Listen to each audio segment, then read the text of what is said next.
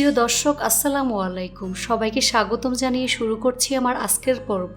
আজকে আমি আপনাদের বিকেলে চায়ের সাথে চটজলদি মাত্র 5 মিনিটে তৈরি করা যায় এমন একটি নাস্তার রেসিপি শেয়ার করব। এরকম একটি নাস্তা থাকলে চায়ের সাথে আর কিছুই লাগে না। এই নাস্তাটি তৈরি করে মাস জুড়ে সংরক্ষণ করে খেতে পারবেন। তো চলুন রেসিপিটি দেখে নিচ্ছি। প্রথম একটি মিক্সিং বোলে একটি ডিম ভেঙে দিয়ে দিচ্ছি। দিয়ে দেব হাফ কাপ পরিমাণ চিনি। এখানে চিনিটা আপনাদের স্বাদ অনুযায়ী ব্যবহার করবেন। দিয়ে দেব স্বাদ অনুযায়ী লবণ। এবার হ্যান্ডবিটার দিয়ে ডিমটাকে খুব ভালো করে ফেটিয়ে নিতে হবে। যতক্ষণ পর্যন্ত না চিনিটা ভালো করে গলে যাবে ততক্ষণ পর্যন্ত ডিমটাকে ফেটাতে থাকবো। দিয়ে দেব 1/4 কাপ পরিমাণ সুজি।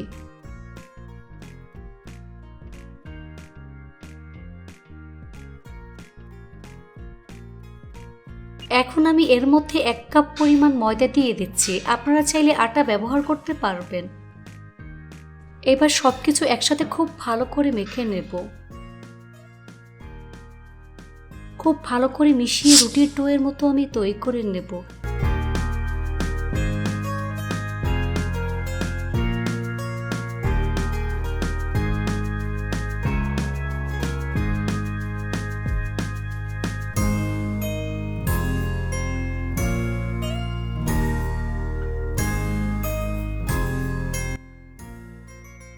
তো আমার ডোটা রেডি হয়ে গিয়েছে।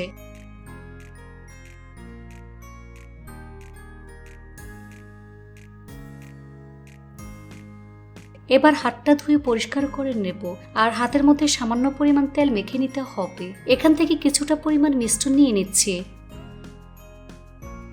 এবার হাত দিয়ে ঠিক এভাবে লম্বা করে নিচ্ছি। দেখে হয়তো বুঝতেই পারছেন কাজটা আমি কিভাবে করছি। দেখুন ঠিক এরকম লম্বা করে নিয়েছে। এবার মাঝ বরাবর কেটে 2 ভাগ করে নেব। দুটি অংশকে ঠিক এভাবে সমান করে রাখবো। এবার হাত দিয়ে ঠিক এভাবে লম্বা করে নিচ্ছে। দেখে হয়তো বুঝতেই পারছেন কাজটা আমি কিভাবে করছি।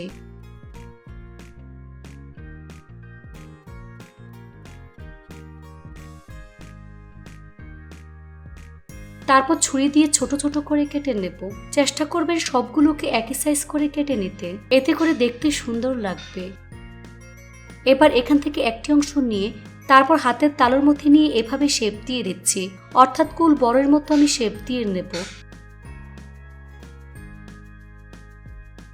এভাবে সবগুলো আমি তৈরি করে নেব।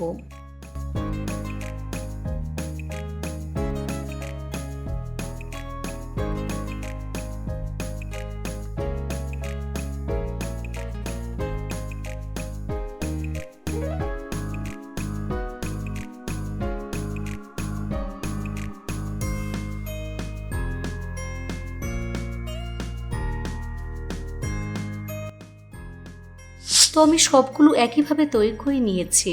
এবার নাস্তাগুলো ভাজার পালা।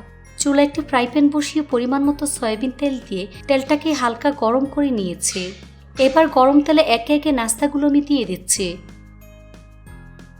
নাস্তাগুলো দেওয়ার সাথে সাথে উল্টানো যাবে না, তাহলে ভেঙে যাবে। কিছুক্ষণ রাখার পর যখন দেখবে নাস্তাগুলো শক্ত হয়ে যাবে তখন নাস্তাগুলোকে খুবই সাবধানে উল্টে দিচ্ছি।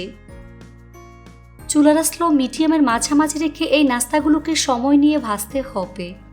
বেশি আছে নাস্তাগুলোকে কিন্তু ভাজা যাবে না, তাহলে উপরে পুড়ে ভিতরটা কাঁচা থেকে যাবে। তাই কম আঁচে সময় নিয়ে ভাজতে হবে।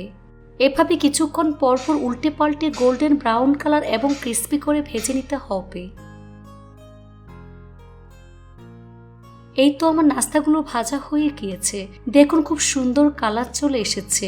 এখন ছাঁকনি দিয়ে তেল ছেঁকে নাস্তা প্লেটে নিয়ে নিচ্ছি। আর অবশ্যই নাস্তাগুলোকে কিচেন টিস্যুর উপরে রাখবেন, এতে করে নাস্তা থেকে এক্সট্রা তেল চুষে নেবে।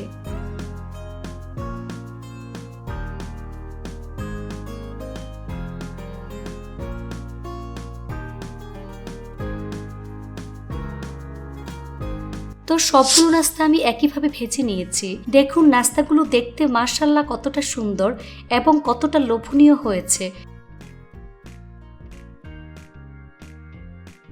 খেতে কিন্তু অনেক বেশি মজার হয়েছে। নাস্তাগুলোকে ভালো করে ঠান্ডা করে একটি এয়ারটাইট বক্সে রেখে দিবেন। এয়ারটাইট বক্সে 1 মাস পর্যন্ত রেখে খেতে পারবেন। বিকেলে চায়ের সাথে এই নাস্তাটি খেতে অসাধারণ লাগে। আশা করছি আমার আজকের রেসিপি সবার কাছে ভীষণ ভালো লেগেছে। রেসিপিটি ভালো লাগলে অবশ্যই একটি লাইক দিয়ে দিবেন। সবাই অনেক বেশি ভালো থাকবেন। আল্লাহ হাফেজ।